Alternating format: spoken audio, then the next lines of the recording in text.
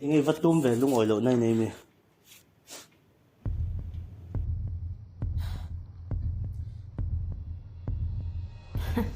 Này lâu.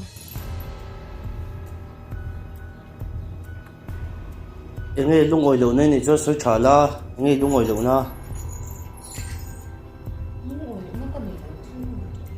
Mỏ. Ngồi lỗ nó cái này lâu chưa có mấy toán với mấy.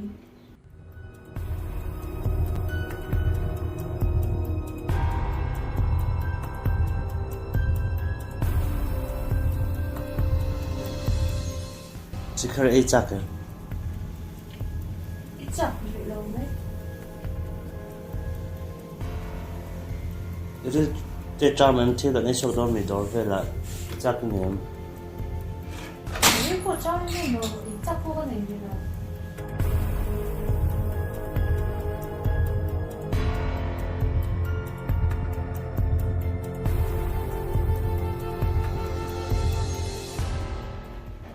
Lúc ngồi lỗ này nên thì khác không mỗi ngay lúc ngồi lỗ nó chả được bên sưởi la. Cái này lâu em bảo lúc ngồi lỗ nó cái này lâu à.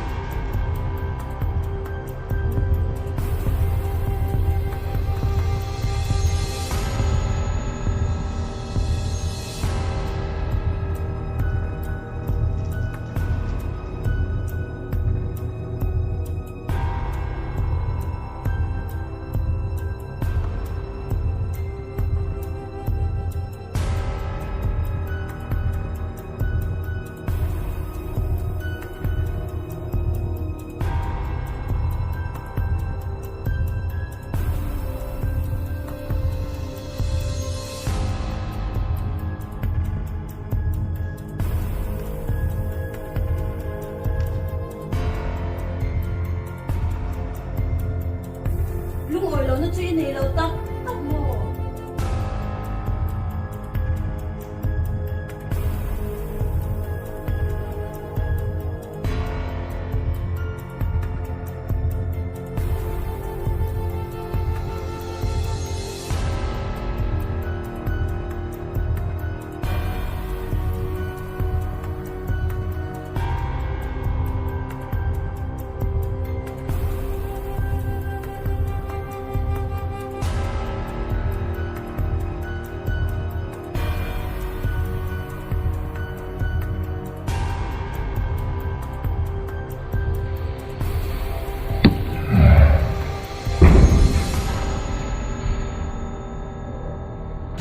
Lúc ngồi lỗ này nè. Này lâu.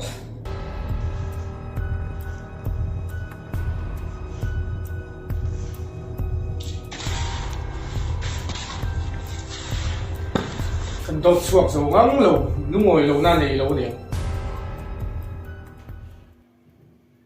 Cái là cái lúc ngồi lỗ nó cho chả được mình sưởi về mấy lần cho nên cái xem chả thấy nghe nhé yang mà le.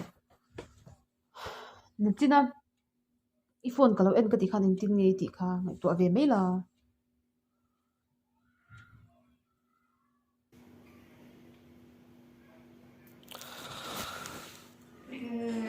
Có cái phone thì kalau en lock. Looks como man look to cái này. Nó looks.